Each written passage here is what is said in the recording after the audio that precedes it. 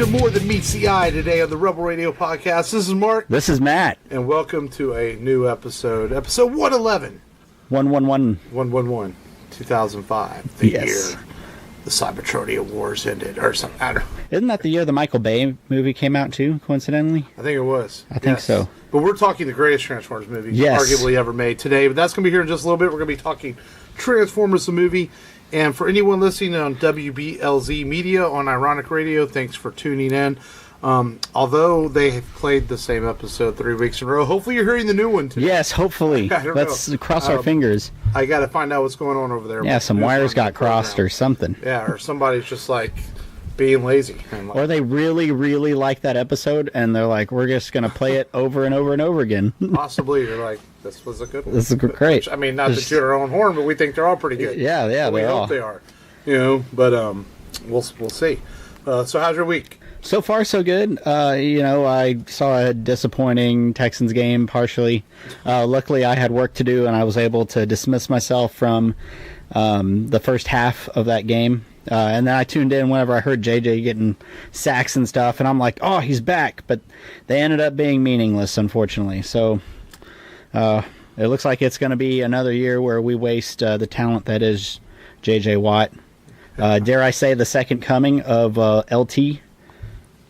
I don't know. Maybe. Hey, we'll see. Careers don't last like that anymore because they're not allowed to shoot up and stuff. That's true. You know, LT had things put into his body that made him like keep going. Same stuff that Peyton Manning put into his neck. Substances. Yeah, the stuff that they're like, hey, just take this. Yeah. You'll feel better. Yeah. And then his eyes get all wide and he's like, let's go. It turns into Cornholio, tackles a bunch of guys. Yeah, pretty much. And the rain has continued in Houston. Yeah, it has. You had your two older boys' their birthday the other day, and it rained. Yeah, it did. It did rain. My mom, we celebrate her 65th birthday, and it rained. And it's a lot of rain. And then today it's sunny, but it's still wet in the yard. It's weird. I can't quite mow yet. I'm probably have to wait till Wednesday. That's right. We had a Dragon Ball Z birthday for the kids. It was hard finding stuff to decorate it because you have to get it all from China. Course. Is it China or Japanese? Ooh, or it's probably Japanese. It's Japanese. Sold in China. Okay, those Chinese people, man, they're putting everybody out of business. That's right. So, I mean, everything, probably half the stuff on this table is made in China. Oh, definitely. Our microphones, the mixer, the computer probably. Sometimes I think I was made in China.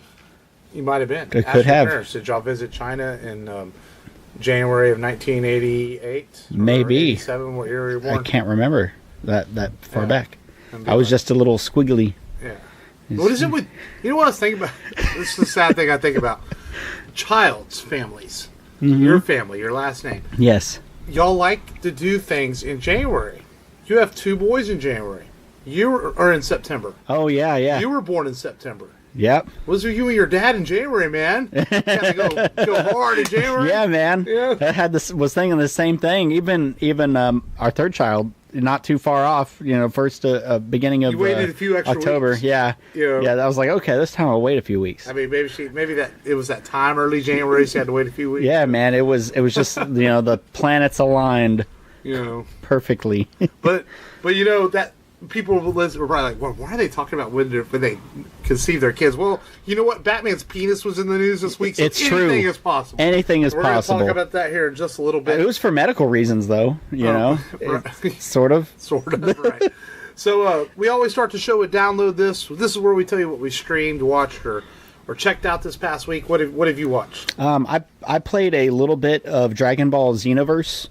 Whenever I was over at my sister's, my sister lives with my parents, and she has a PS4, so I played a little bit of it, and it's fun, but it's not Dragon Ball FighterZ. It's more of like an MMORPG. You get to create your own character and kind of go along in the Dragon Ball Z world, or Dragon Ball Super world, really, and it's interesting, but I really want Dragon Ball FighterZ, and I think I might just get a PlayStation 4 for Jake.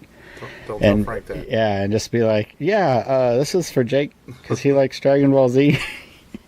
And then it's a boomerang gift. You throw it out there, it comes right back around, and then it's yours. Pretty much. Yeah. Yeah. How about you? I've been listening to Marvel has a podcast that actually came out earlier this year. It's called Wolverine: The Long Night. and it's an audio drama, and it was available in Stitcher Premium for all the episodes, but now they're releasing them for free to iTunes and everything. And the first 3 are out. It's actually really good. Richard Armitage, who is best known for playing the lead dwarf in the Hobbit films, he voices Logan Wolverine. I can see that. He's not quite doesn't quite have that scruff or that voice you got used to with the other actors that have done him animated versions, or even Hugh Jackman, but he does the character justice, and the story is very intriguing. It's very well. I think it's very well written. It's a bit annoying. It's heavily produced because it's Marvel. So there's commercial breaks, and that gets a little bit annoying. There's a lot of sponsors, but they're only about 30 minutes long, and it's basically a murder mystery that takes place in Alaska, and obviously Logan's involved somehow. But really good so far, and if you're interested in audio podcasts, check that out. It's a fun listen, and I would recommend it. It's called Wolverine: The Long Night, and apparently Marvel has plans for more, and God forbid, they have their Marvel Cinematic Universe. They might call this the Marvel Podcast Universe. That's been the rumors. The podcast universe. So, other than that, I watched yesterday. I watched Sunday afternoon. The Astros game was over. There's nothing on, so we watched The Sandlot with the boys. Nice. And man, my 3-year-old Wyatt, who is Mr. Busy, didn't move for an hour and 40 minutes. That boy loves baseball so much. He liked The Sandlot a lot. That's good. So he sat and watched that. And that's a good sign. And that's a really good movie. One of my top 2 or 3 baseball films ever made. So check out Wolverine: The Long Night if you get a chance. It's available on iTunes now. The first 3 episodes. The 4th one might be out. I haven't looked at my iTunes to check if the 4th one's out this week. But I think it's only like 10 episodes long, so it's not too bad. So nice. So, yeah. So see, I didn't slack on download this. Yeah, you didn't. You came with it today. Like, yeah, I downloaded something this week. I'm bringing the beef today. That's right. Bringing it. Oh, okay. I don't know. You just had to make a noise there. So, are we ready to get into 1986's Transformers the movie? I think we are. Yeah. I think we're ready to roll out on this. Autobots wage their on this retro to destroy. I can do the whole song. It's a good soundtrack. Man, I mean, they got the same guy who did the Rocky IV soundtrack. He did this film, and at first he wasn't too proud of it, but as time went on and people started noticing what all he's done, it's Vincent. I forget his last name. DeCola, and they have much appreciation for him, and he has more appreciation for this set now that he's older. Yeah. And it's really catchy. Good songs. The Transformers, of course, came out in 1984. They are born from robots that were introduced in Japan, and they were looking for something for the American market. The Hasbro was, so they went to Takara and toy makers in Japan, and they brought them over and created them here. And they got together with Marvel Comics at the time, and they went to Bob Budiansky and said, hey, can you create these characters and come up with names for them? And he created all the likes of Megatron and Optimus Prime and Soundwave and Shockwave and all these popular characters we now know were all basically created to create a toy line and some comic books to much sell like some shit. A lot of things in the 80s. Very similar to He-Man, Thundercats, and a lot of that stuff. Yep. And Transformers was wildly successful. They had 2 seasons of the show out up to the point the movie came out. And it was a natural thing to go theatrical, which was actually at the time not a real common thing to do. Now things seem to spin off theatrical, but back then not super common. And this movie, I'm never going to forget it. It came out on my birthday in 1986, August 8th, 1986. And I remember I was itching to go see it. I remember a friend at school had said he saw it, and I finally got my dad to take me a couple weeks after my birthday to see it.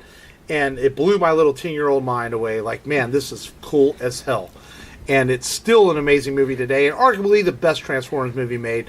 The Michael Bay Fest have been just... They are what they are. They are what they are. Yeah. There's moments that are great. There's moments that are not so great.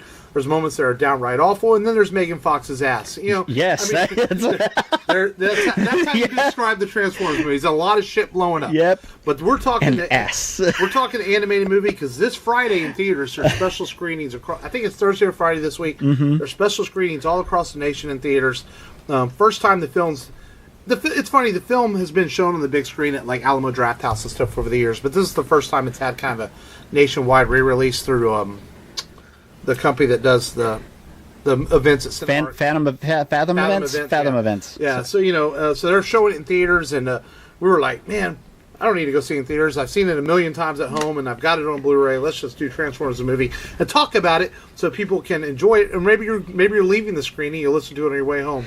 Yeah, that night. A lot of adults that came to go see this film were a little lost because, like you said, it does follow seasons 1 and 2, and then after this film, it sets up for things in season 3, and it takes place 20 years after season 2. Yeah, a ways away from that. In the time. year 2005. And there's even the Witwickies in there. Daniel Witwicky, who's voiced by Mendenhall. I forget I think it's David Mendenhall. He plays Stallone's kid in Over the Top. Oh yeah. And so I was like, that name. Whenever I saw that name, I was like, that looks familiar. I was like, is that the kid that is from The Shining? And then I looked and I was like, oh no, it's the Over the Top kid. But yeah, and I didn't realize that this was. It felt like my first time watching it because I know I had seen it as a kid, but I don't think I was quite 6 or 7 yet whenever I saw it. And you really don't have an awareness of what's going on in the world around you to really appreciate what you see at that age, for the most part. And so this was really my first time, and I'm like, oh wow, this is. I was like, did the same guy who voiced this Optimus Prime voice, the Optimus Prime in the films? Colin. Yeah, and I was like, this is great. So you hadn't seen this in years? Wow, I had not. This is a staple in my house. Even before I had kids, I watch this all the time. 2 or 3, 4 times a year probably I will watch Transformers movie. This is other than Star Wars. I mean, we've talked on the show a lot about Star Wars and some of the films we grew up with, but this is probably, as far as an animated movie, other than a few Disney classics, this is it for me. And I've watched it so many times. There's lines I can memorize from it. I can quote the movie as I watch it. I have the soundtrack on CD and cassette, motherfucker. There you go. Bam. And then whenever you were like, Optimus Prime dies, I'm expecting him to die at the end. No. And I'm like, 25 minutes in, you kill the most popular character. What's funny is this movie does not let up from the beginning. It is super action-packed. But it's what you want. If you're a kid in the 80s going to see this, you don't want to see a bunch of talking. You want to see your Transformers getting down and dirty and action-packed. But it works because it does have a narrative throughout it, as basically the war is coming to a head between Megatron and Optimus Prime, and they've had enough of each other. This is it. Decepticons want to fuck up the Autobots. The Autobots want to fuck up the Decepticons. And I'm cussing during a kid's movie. That's okay, because that's how excited I get for Transformers. That's right. And so the Energon resources are running out. There's nowhere for them to turn. So Megatron and Optimus, this is it. Or to say, as Optimus says, Megatron says, one shall stand, one shall fall. They have a battle, and it happens, like you said, 20 minutes in the movie, and it is epic. Oh yeah, it's everything you ever want to see a Megatron versus Optimus Prime battle be. Yeah, I mean, Optimus, he has his shot to kill Megatron, but then was it Magnus? Was it Ultra Magnus that gets in the way, or Cup? Hot Rod. Hot Rod gets in the way, and as Hot Rod is getting thrown off of Megatron, he takes a shot at Optimus, gets him right in the gut, and shoots him up a little bit more, and then with his last strength, Optimus takes out Megatron, but he's fatally wounded. Yeah. And and then the spark, it goes to Ultra Magnus, the Matrix of Leadership. Ultra Magnus, yeah. Which is something that I remember as a kid. You never heard of the Matrix leadership before, and all of a sudden they created it for this film to give the idea of how the leadership is passed on from the Autobot to Autobot. And the whole movie centers around the idea of that there's this planet killer called Unicron that we know is coming. And we see Bumblebee and Spike up on Cybertron's moon, and they report back in to Optimus that this planet is destroying the moon. And so the part of the whole movie is that the Autobots are preparing for war with Unicron, but now they don't have a leader. Yes. And then Megatron is wounded very badly too. And him and his troops are put on a ship with Starscream, and Starscream throws him out the window to the track. Because as everyone knows who watches Transformers, Starscream and Megatron don't always see eye to eye. But let's talk a minute before we jump at the gun. The Optimus Prime scene, for me, man, this is top 5 movie deaths of all time. Like, as a kid, you're horrified. You're like, oh my God, I can't believe Optimus Prime is dead. And it's just absolutely terrible. And it still is to this day. And you watched it, you haven't seen it as much as me, but how did you feel watching years later? How powerful it's like wow, he's dead. I saw it and I was like, I don't know if I was more upset at the fact that he was dead or if I was more upset with the writers. And I'm like, how do you kill this person off? Upon doing more research, they didn't realize how important Optimus was. Yeah. And in fact, they had to re-release on home video a little dub over that, Optimus will return.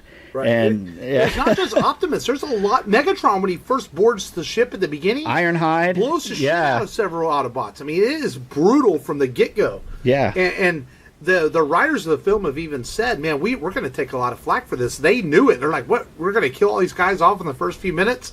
And they do it. Well, they had some new toys to sell for the new bots. Basically, it's like destroy. It's like you have a garage sale. Get rid of the old shit, in with the new. Yep, that's basically what happened. And it's how the Decepticons do it. I mean, they intercept the transmission, find out their plan, and even Witwicky and Hot Rod, they think that it's a ship from the Autobots, and they go up to go see the shuttle land, and it's the Decepticons landing. And it's pretty ingenious, and it happens very quick. All this happens up front. And there's all these new characters being introduced, like Ultra Magnets, RC, which is a female transformer, Springer, he's a triple changer. Which I'm surprised that RC wasn't more widely, commercialized and marketed, because you figure that you could sell a whole lot more female toys, but maybe that wasn't the idea back then. It was different back then. Boys wanted to play with He-Man, the guy characters. That's true. You're right, though. And I think, if I remember right, in Beast Wars came out, they had more female characters. Yeah, they did in Beast Wars. But yeah, you're right. It wasn't. In fact, I don't even think an RC toy got made for several years. That's true. I mean, I think it was just the figures. Yeah, but you're right though. This was designed to sell more new toys, but the movie is just pure adrenaline adventure from this point. So we lose Optimus Prime. The Decepticons lose Megatron. Starscream goes to some planet to be crowned as king. Yes. But or the new king or leader of the Decepticons, whatever you want to call him. But not so fast, Starscream. That's right. Megatron is floating into space. Looks like he's off the dead when he comes across Unicron, which is this giant planet killer who's going across and just eating everything in his path, literally eating it. And he makes Megatron swear that he'll work for him and be basically his minion. And he gives Megatron a rebirth, which is a really cool scene in the movie. And he redesigns him. Yes, yeah. Megatron's pretty reluctant because Megatron's pretty prideful. Right. No one summons Megatron. Well, I'm grateful to be the first. Which is, and speaking of Unicron, is voiced by the Orson Welles, the undeniable Orson Welles, who is an incredible actor, and he absolutely hated this movie, though. Yeah, he made fun of it a lot. Yeah, I made some movie. I mean, he died a year later. This was his last movie. Or actually, he died before the film was released, but he'd already did his voice work. He's like, I don't know, the last thing I did was some movie about toys, fighting other toys, and he really, really hated it. Yeah, and it was tough for him to try and get all of the voice work done. He was really sick. Yeah, apparently his voice was pretty weak, and they did engineer his voice just a little bit, but for the most part, he does most of the work, right. And he does a really good job. I mean, this Unicron probably steals the movie in a way, because it quickly becomes based around him. Yeah. Yeah. And then we were talking, and so Megatron gets transformed into Galvatron. Yes. Done by Unicron. And then it's funny, Frank Welker has voiced Megatron for many, many years, still does it in the live-action Transformers movies. And he actually voiced Galvatron in the television series. But for the movie, they used their voice. He used the late, great Leonard Nimoy voices Galvatron. And it's funny because he got to, in turn, voice Leonard Nimoy's character Spock in Star Trek 3. Right. And then the Leonard Nimoy voiced Sentinel Prime in Transformers Dark of the Moon. Yes. So it all comes back around. It did. It did come back around. I like Leonard Nimoy's voice as Galvatron. It's booming. It's dark. It's dark. It's powerful. It really is. And I thought it would be more high-pitched, but I guess I had forgotten how Leonard Nimoy sounds, and his voice is very deep. And I didn't realize how deep his voice was. I was like, oh, this is really good voice work by Leonard Nimoy. And I didn't even realize that he did Sentinel Prime in 2009. And I was cool to see that. I might have to go back and watch Dark of the Moon. Not a bad film. No Megan Fox, but not a bad film. Yeah. I actually, Dark of the Moon, I like that one out of the Transformers movie. It's a fun movie. But anyway. Yeah. But so Unicron summons him, gives him a new body. He gives him Cyclonus and the Sweeps, which is like his army for Galvatron. Yes. And he gives him a new ship. And he tells him, this is where the plot gets driven. He tells him, you need to destroy the Matrix of Leadership because it's the only thing that can destroy me. And Galvatron says, "Oh, I already destroyed that. Optimus Prime is dead." And he explains to him, "No, it's been passed on to Ultra Magnus, their new leader." So Galvatron, in his, "I will crush Ultra Magnus and bring the Matrix leadership to you." Yes. And it's really cool. And so he goes he goes off of his way to go hunt down Ultra Magnus. In the meantime, there's a separation of plot going on where Ultra Magnus and them have gone this way with the Matrix leadership. Hot Rod and Cup and the Dinobots are on this other planet they land on with the Quintessons. Yes. And which and there's a cool scene underwater, which I always thought that was like a really cool scene. Yeah. Where they're fighting these fish things underwater and everything, and there's music playing, and Hot Rod and them are taking them all out, and they get captured by the Quintessons. Yeah. You look like you were ready to why don't I remember this part? But yeah, and this whole and meanwhile, Galvatron shows up, like you said, not so fast, Starscream, right? With his new army. Yeah, while this is happening, and Starscream is just bewildered as to why Galvatron is there, and immediately just gets friggin' disintegrated. He says, "Who's interrupting my coronation?" "Coronation, Starscream." It's more like bad comedy. Yeah. Honestly, man, you do know the codes. Galvatron gets all the best lines of this. Yeah, he does. And he just turns into this gun, which Megatron's a little small handheld gun. Galvatron transforms into this cannon and just blasts him away. Yeah, man. And I remember as a kid seeing that for the first time. I was like, "Holy shit, that's cool." I mean, I might not say "holy shit" as a kid, but that was pretty much my reaction, because I was like, okay, he's gonna blast him, and then he's gonna get on like one knee or something, and then beg for his life. Absolutely. No, man. It wasn't playing. And then the crown falls, and then he just like does away with the crown. And then he's like, "Anybody else want to take me on?" They're all like, "What's his name again?" Yeah. "Oh, Galvatron." Yeah. And there's some comedy like that. Like, what's his name again? Yeah. It's still for kids, even though this movie is really, really brutal. Yes, in a lot of ways. it works because it's with robots, and robots don't bleed. I guess they just fall apart or disintegrate. In the case of poor Starscream. We forgot that one line from Optimus. "I thought you were made of sturdier stuff." Or sterner stuff. Sterner stuff. Yeah. And he's blasting them, and Megatron's falling apart. Those are some good lines. Yeah, Megatron and Optimus definitely both get the best lines in this film. Right. And it's so weird because you're going the whole rest of this movie with no Optimus Prime. It's so bizarre. Yeah. But Galvatron gets to be reborn. I mean, that was a risky move on the part of the writers to do that. Yeah. To not have this Autobot leader and introduce these new characters. Like I said, it looked like it was just misunderstanding on their part. I think if they would have realized, how much Optimus meant to the kids. I mean, you had a lot of kids riding into Hasbro because of that act, and saying that they didn't like that Optimus died, and of course, that he gets resurrected later on another season. Mm-hmm. And I thought he was going to come back towards the end of this film, because I was like, oh, there's no way. And then I was very surprised that no Optimus. Just they do heal Ultra Magnus, and I was like, why can't they do that to Optimus? Well, it's funny. Yeah. Well, Ultra Magnus, Ultra Magnus, his team ends up on the planet of Junk with the Junkions. Yes. Who are voiced by Eric Idle. Yeah. Who voices Wreck-Gar, who is from a previous movie we did, Monty Python and the Holy Grail. And but Galvatron and his suite show up on the planet of Junk, and they basically almost annihilate the Autobots that are there. They destroy Ultra Magnus, and this is an interesting scene because the original script, and it's even in the original comic, basically has like these laser ropes that tie it. It rips Ultra Magnus apart, like literally limb by limb. But they felt that was too violent for the film, so they redid it where the lasers shoot at him, and the lasers don't dissipate. They sort of stay on him almost like ropes, and he like cringes up, and the next thing you know, Ultra Magnus explodes.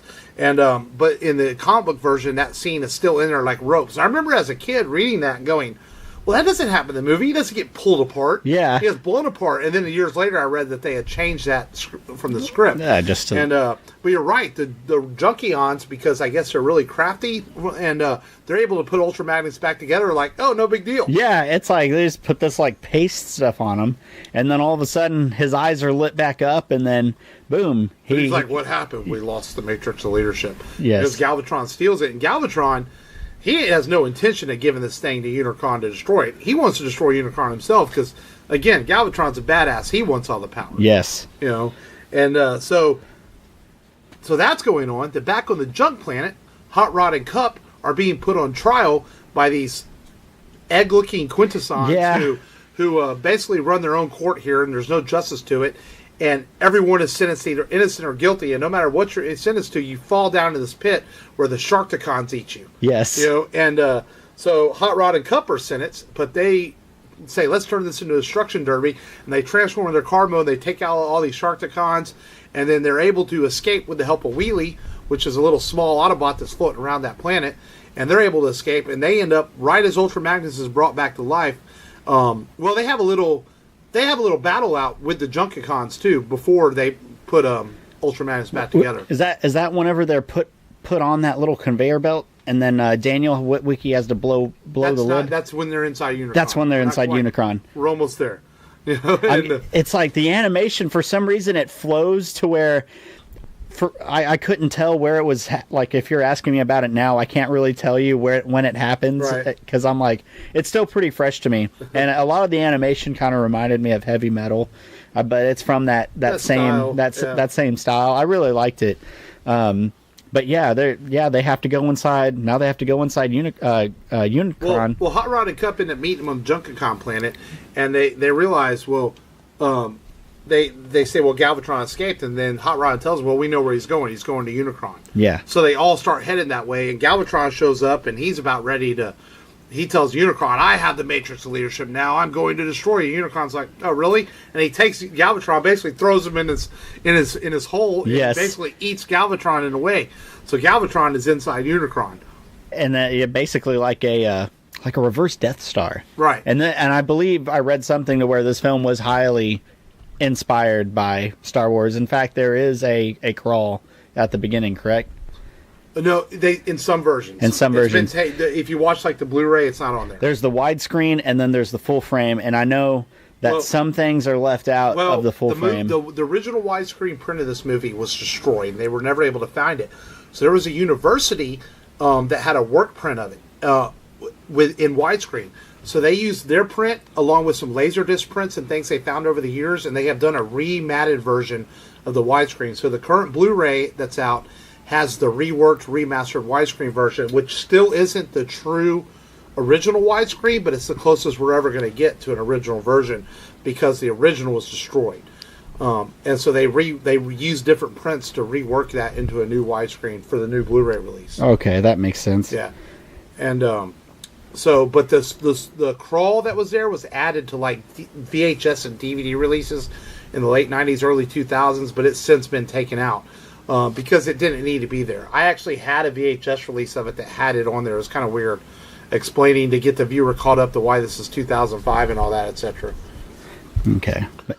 So they now all the Junkions, they go and they realize that they have to go to Unicron, and they start a fight, and Galvatron is re-released during this fight. Yeah. And, of course, the Matrix of Leadership falls into Hot Rod's hand. Don't forget, Unicron is transformed at this point. Yeah, he's transformed at this point.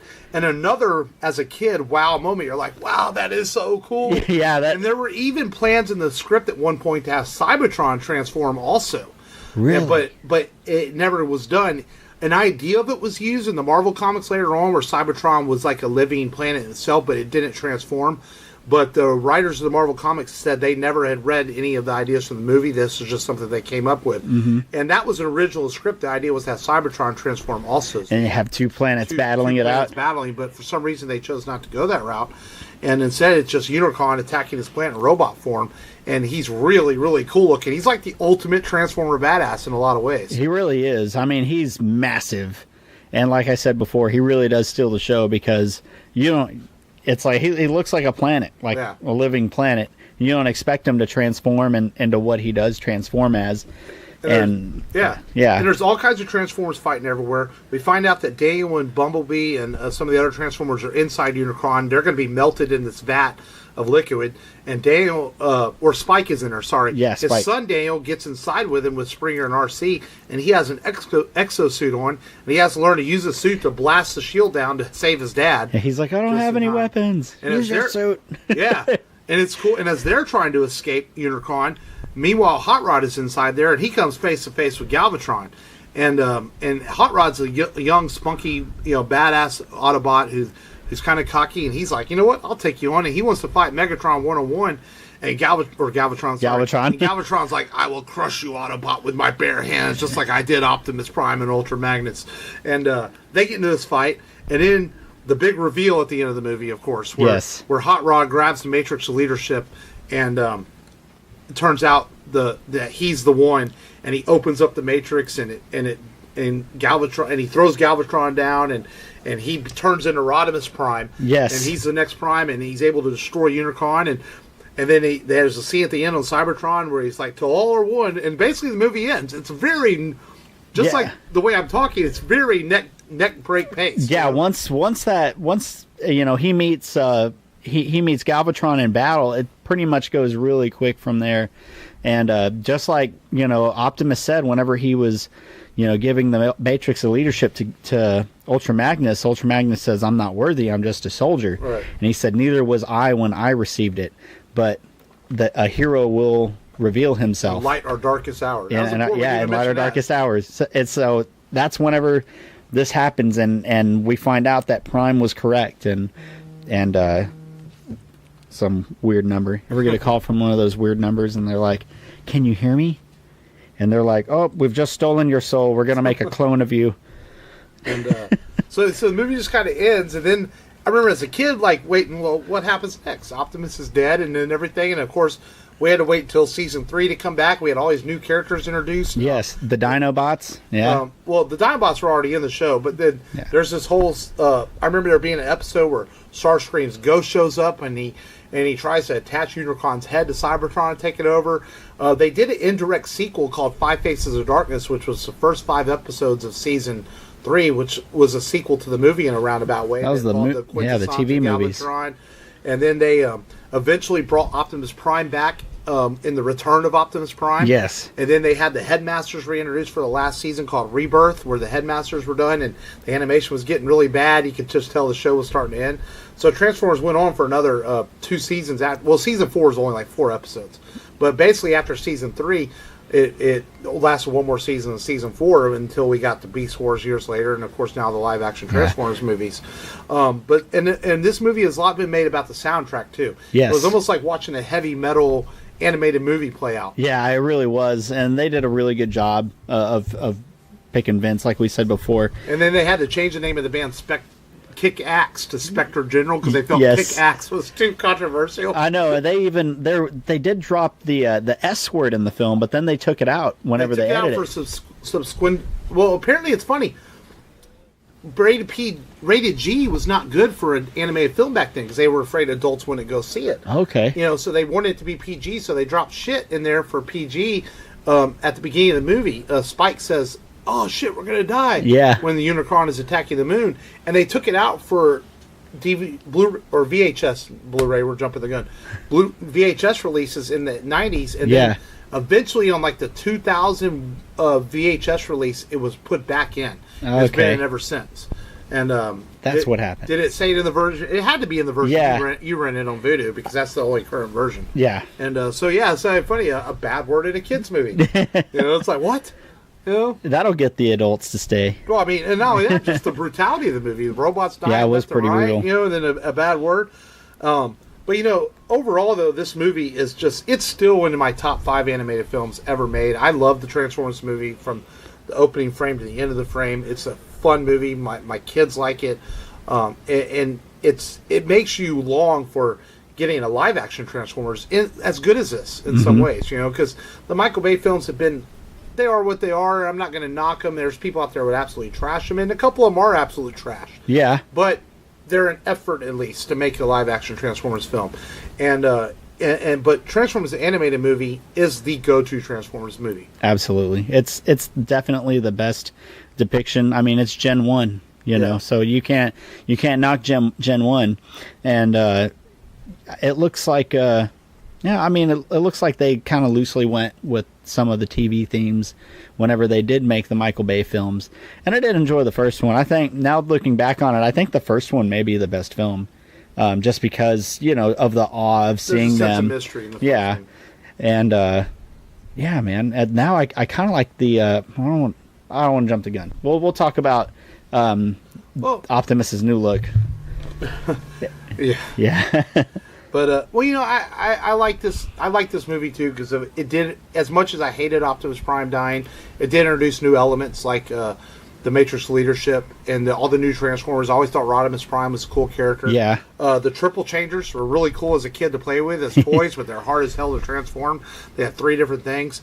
It's funny. There's some things in the movie. The movie's not perfect. Like Devastator shows up at the beginning. He's going to help destroy Autobot City, but then Devastator just sort of disappears. Because you don't see him. There's a cutscene there that never got finished. Apparently, there was the Autobots had their own combiner that shows up, and he fights Devastator. That's right. They end up cutting the whole scene out. Because they cut some voice actors came in, and their parts were actually cut. Right. And, and so, there's a bit missing from the film. I remember seeing that. Man, that sucks. When you just shows up and then disappears. Kind of like an anomaly that would happen in a Steven Spielberg movie. Something shows up and just disappears. You don't see it for a while and don't know where it went. It does happen. And unfortunately, sometimes even back then, some of this animation was being done overseas. So they would... things would not be corrected in time because they were on budgets and restraints. So a lot of that happened with the TV show too. You might have to use stock footage like, well, that Transformer's not supposed to be in the scene. It's supposed to be Hound. Oh, well, Wheeljack's there. We're going to use Wheeljack anyway, even though he's not supposed to be in the scene. And a lot of that happened back then. Because this is before the digital age. You were doing things overseas. You were trying to get things back and forth.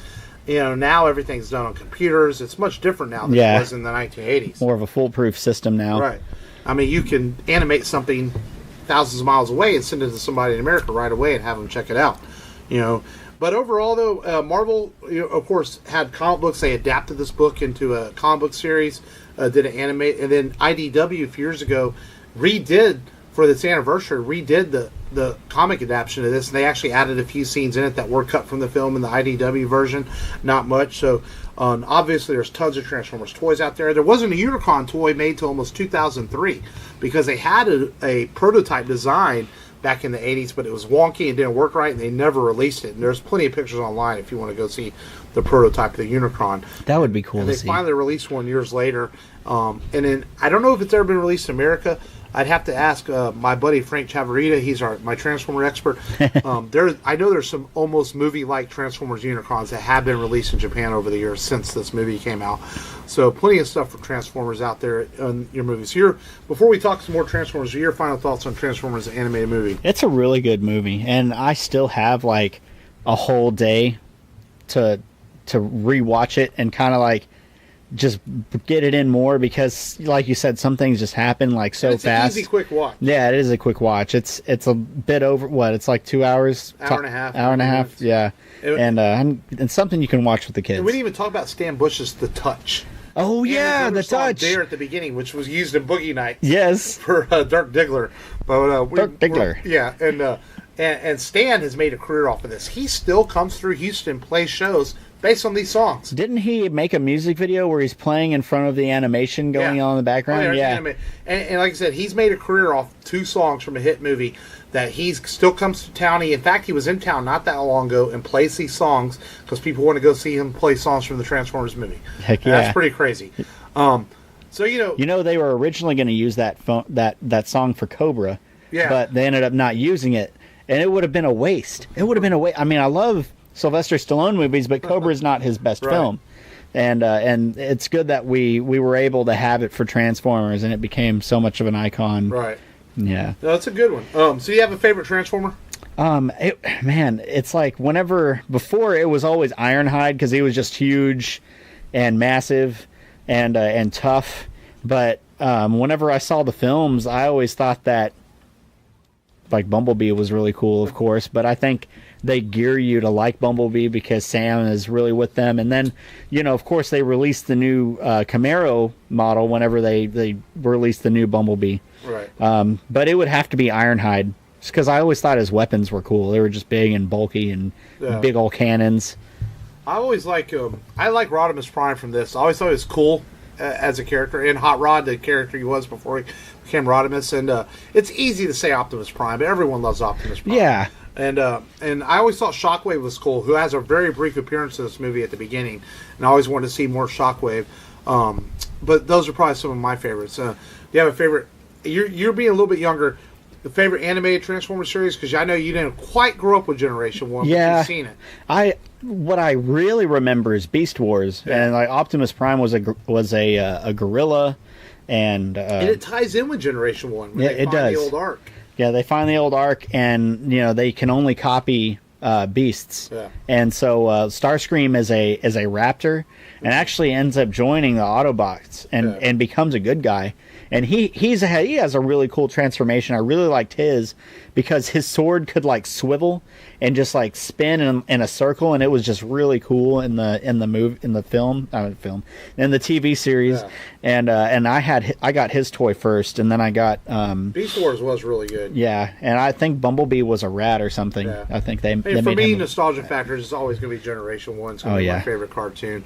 But I did enjoy Beast Wars a lot too, and most of the new ones I haven't watched as much. I've seen bits and pieces of it. Yeah, when the boys are watching it. But I think they did a version in like the 2000s where they really built up the space city, and Daniel Witwicky had some really cool get-ups. Like he had a robo suit and a badass looking laser sword and a big ass cannon, and he actually his suit would allow him to fight lower level Transformers really well, and I forget which animated series that was, but it looked really good, but I think it stopped short for some reason. Sometimes whenever things look really good, they blow their wad in the first few episodes, and then there's really nothing to excite you going forward. So maybe that's what happened. Did you have a favorite Transformers toy growing up? Growing up, I did play with my uncle's Transformers, and he did have a nice watch how you word that. That could be weird. Oh yeah. He did have Optimus, and he did have, and he bought me a tank Megatron, which was Generation 2. Which was Generation 2. He comic, which never existed in animation, but was in the comics. Yeah. Yeah, and it was it was like a 12-inch tank Transformer. Oh yeah, Megatron was huge. I remember. Yeah, and it had electronics in it, and that was really cool for me. As the cannon would fold, and just like in the cartoon, and that was one of my funnest toys to play with because it was like big, and so I would make Megatron beat up all the other toys. I love Soundwave because I always thought I was fascinated as a kid that you could actually put a cassette in it. I thought it was cool. Yeah, a little I remember cassette. That. And then I still have that. I still have my Optimus. I still have Jetfire. Wow. Jetfire was like the Robotech looking one. So there's some of my favorites. Somehow my mom threw away a lot of the Star Wars stuff, but I still have a lot of my Transformers. I still have Ultra Magnets. Wow. I don't know if I have all the pieces, but I have it. I still have a couple of the Jets, so I've still got some Transformers around. So those are probably my favorites. So that's a good segue. Let's do some news. New Bumblebee trailer hit today. Yes. Did you watch it? Did you get a chance to sit down and watch it? I did. Dude, speaking of Generation 1, man, total nerdgasm to see Shockwave, Soundwave, and Optimus Prime Generation 1 style in this fucking trailer. And it looks way better. It just put me in the seats, man. I want to see it now. A Michael Bay-less Transformers movie. It looks like a lot of fun. It looks like an adventure movie. And just seeing Soundwave is fucking Shockwave, man. It's Shockwave. I don't get that excited about trailers anymore unless it's like Star Wars. But this trailer, actually, I was like, holy shit, that's awesome. Yes. I mean, why did they do this 10 years ago? This was the formula. And we had no idea from the first trailer that they were going to do any of this. And now it just put me on the seats. I want to see this now. It looks like a lot of fun. Yeah, no, it really looks really good, and Optimus looks epic. And even if they're just cameos, it's still worth it. Heck yeah, man. I could see this just being like something towards the end and then leads you into the second film. Yeah, or even it could be a Cybertronian war at the beginning, and that's why he sends Bumblebee to Earth. That's true. Or towards the end. It could do it either way, yeah. But all it does is make you want a full-on Generation 1 movie, where you see classic Optimus and Soundwave. I wonder how much that would cost. God damn it. Can you imagine Megatron shows up in this? Dude. Holy shit. He's got to show up. I don't think they'll show him in the trailer. You can't have Shockwave and Soundwave and not have a Generation 1 Megatron. Or at least Starscream. Yeah. And I've only watched it on my phone. Might have to turn on the PlayStation here later and watch it on the TV, because that was really... It was awesome. Yeah. And there's been a couple good trailers this week. Let's talk about the next one. Captain Marvel. Her trailer finally hit. And you know I'm sometimes harsh on Marvel stuff, but man, this trailer was good. I legitimately man, that looks really exciting. I think it's because it's a new, fresh take on a character. It's something we haven't seen. It takes place in the 90s, obviously. It looks like we're getting introduced to the Skrull. Brie Larson, she looks really good. She looks the part, yeah. So this, not that we've come to expect good things from Marvel, and it looks like they're going to continue that path. Yeah, and it's funny. I'm loving the memes that are coming out, and they're like, oh, Captain Marvel will be set in the 90s. How 90s is it going to be? And she freaking falls through a Blockbuster video store in the beginning. And there's been pictures where she got the Nine Inch Nails shirt on. Yeah. That's it almost felt like it needed an 80s song over the sound. Oh, heck yeah. Maybe they thought that would be too cliche. Too much? Yeah, maybe that's or 90s too... song. I said 80s. 90s. We were doing an 80s movie, yeah. Yeah, we're doing an 80s movie, but 90s. Well, maybe some STP. But it comes out in March. It makes you wonder if they're going to start promoting Avengers 4 before then. I would think they'd have to have Avengers 4 trailer, but I guess they can market it without showing her, or they could do some sort of teaser where it just doesn't show anything. Yeah, I don't think that's Marvel's style, though. So we're getting this in March, and I guess they've officially announced Avengers 4 is going to be late April, just like 3 was. Yeah, late April, like April 28th or whatever. So it's going to be a good year. Then we have Spider-Man Far From Home coming out shortly after Infinity War. I may have to take we're gonna have three big Marvel movies within 4 months of each other. So it should be an exciting year. Any other thoughts, Captain Marvel? No, it looks really good. I don't honestly know a whole lot about the character other than that. I guess she might have been a former Earthling that was taken by the Skrulls and given powers, so she has memories. No, I could have sworn that her dad was Captain Marvel, and she is he was a Kree. He was a Kree warrior. And she is part Kree or half Kree, and I think her father was Kree and her mother was of Earth, kind of like a way stronger Peter Quill. I guess if Peter Quill had stayed on his father's planet, maybe he would. That's the kind of power she kind of has. But like you, I kind of loosely know about her. I know a little bit, but that's why I'm looking forward to it too. It's something I'm not real familiar with, so it's something fresh, and I think that's why I've enjoyed some of these solo movies that are new takes instead of the same characters. Like I really enjoy Black Panther and Doctor Strange. I'm looking forward to this, so it should be fun. That way you have lower expectations, not in a bad way, but you just you don't know what to expect, and you can focus on the storyline versus continuity. I know I have a bad habit of looking at continuity whenever I'm, watching a Spider-Man film. Right. It doesn't bug me that much, but I still think about it, and it causes me not to focus on other things. Right. Yeah. So lastly in the news, we have Batman's penis. So DC Comics, they have a new label called DC Black Label, which is supposed to be for mature readers. And they put out a book last year, and I have a new book called Batman Damned. And so Batman's coming in the Batcave, I guess. He's taking off his cape and cowl, and there it is, folks. Bat dick. Yes. And it's done in shadow, but you can still clearly see that it's a dick. Yeah. And so I guess people were up in arms about it. It's like, you can't show Batman's dick. And so they already changed the digital version, I guess, on Comixology and all that to a shadow. Yeah. You can't see his dick, and all future printings are going to have no dick. And so people ran to the comic stores to buy up copies. They're going for $80 to $120 online. Yep. Just for Batman's dick. That's right. What the hell? Hey, man, it's not something you see on the utility belt every day. Does it? I mean, in all seriousness, though, DC, I get it's a mature label, it's one thing to have Batman saying fuck or shit or whatever, but do we need to see his dick? Hey, you say that now, but whenever Wonder Woman starts... Well, right? It'd be like, if they do a mature Wonder Woman, her nipple pops out. Yeah. And, yeah, we probably wouldn't be saying the same thing. We're like, hey. We'd be like, hey, I'm going to go buy that. It might not be necessary, but now that they cause controversy over this, I'll probably never release another book that probably has not. Bat dick or Wonder Woman tit in it. Yeah, Wonder tit. Wonder tit or Bat dick. And it's hilarious that this made the news. I think it's ridiculous. I think, honestly, DC shouldn't have taken it out. Just let it be. Yeah. It's... Especially since it drives up the cost of the comics whenever you do stuff like this. Because I honestly knew it was coming out, and I thought, oh, man, I might want to pick up a copy of that just to read it, because I'm a big Batman fan, right? Yeah. But now, I guess I'll have to get a second print with no Bat dick. Yeah.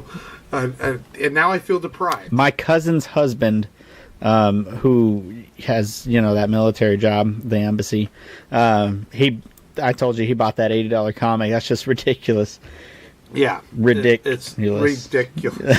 So, only in this week in the comic world can Batman's dick make the news. Outside of Gotham City. Yeah. That's right. Yeah.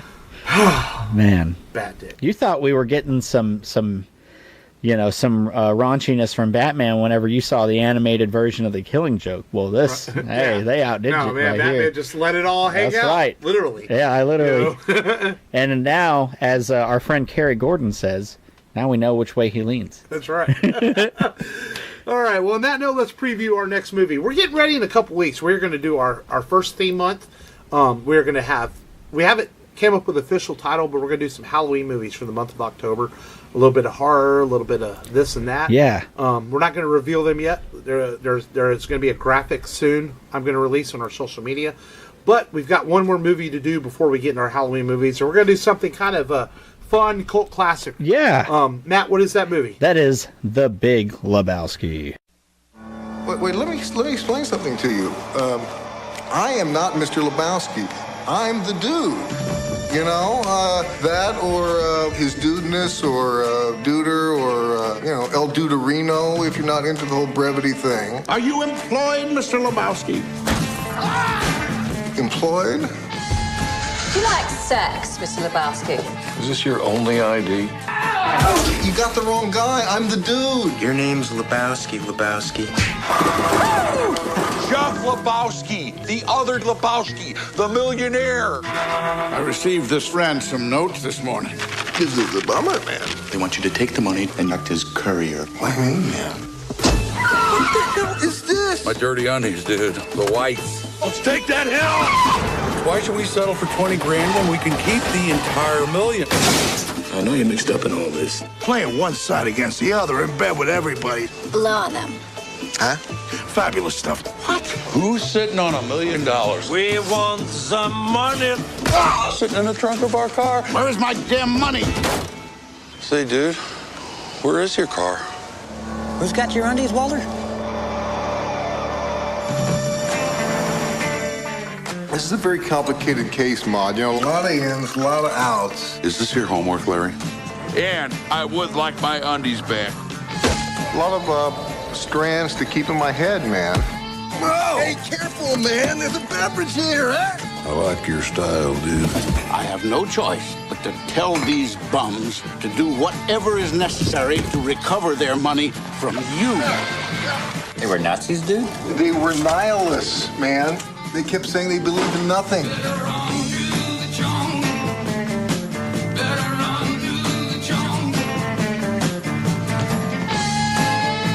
You figured, here's a loser, a deadbeat. Well, aren't you? Well, yeah. You cannot drag this negative energy into the tournament. Jeffrey, Maude? love me. That's my robe. I'm throwing rocks tonight. It don't matter to Jesus. This could be a lot more complex. I mean, it might not be just such a simple, All right. Now, this is a movie that is, I'm more of a newcomer to this movie. Mary, my wife, is a big fan. I had seen it, but I didn't pay attention to it until a few years ago. I watched it with her. She's a huge fan of the movie. I like it. I don't love it. Mm-hmm. I'm not quite that cult status people that worship this movie. The Coen brothers make interesting films. They're kind of different, little off, at times, and they make some stuff that's really accessible, like True Grit. That's a really accessible. I think Big Lebowski is a very accessible film. Of course, it stars Jeff Bridges, who's the dude. The dude. But it's a fun movie, and I'm kind of think it's going to be fun to watch again and talk about it. No, it's definitely very quotable, very memorable. Heck, there's like 2 memes that I know of that are that's from just this your film. Opinion, man. Yeah, and am I the only one around here? And I've got Walt sitting on my wall over there, a piece of art from the Big Lebowski. So very nice, of John Goodman's character. So it should be a fun movie to talk about, and that's going to be next week on the Rebel Radio podcast. Before we get into Halloween horror fest, whatever. Yeah. we're going to call it. And so the Big Lebowski next week on the Rebel Radio podcast.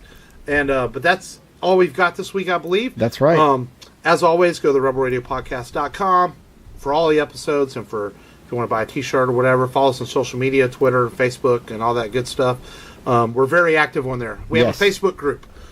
We'd like you to join too. Just go to our Facebook and you can find the group through there, because we like to talk to you people and see what all's going on in your worlds, not just ours. Yeah. Because we care. Share. And sharing is caring. Yeah. And we hope you enjoyed talking about Transformers movie. I know I enjoyed it. I was probably I'm over here doing all kinds of things with my hand, and Matt's looking at me like, man, Mark, you're going to jump out of the fucking chair. Yeah, I know.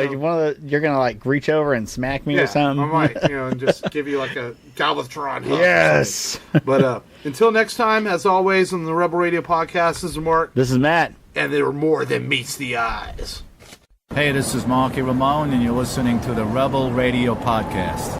Hello, everybody. This is Ming Chen from AMC's Comic Book Men. And this is Mike Zapsik from the same, and you're listening to Rebel Radio. This is Booker T, Hall of Famer, and you're listening to Rubber Radio. Now, can you dig that, sucker?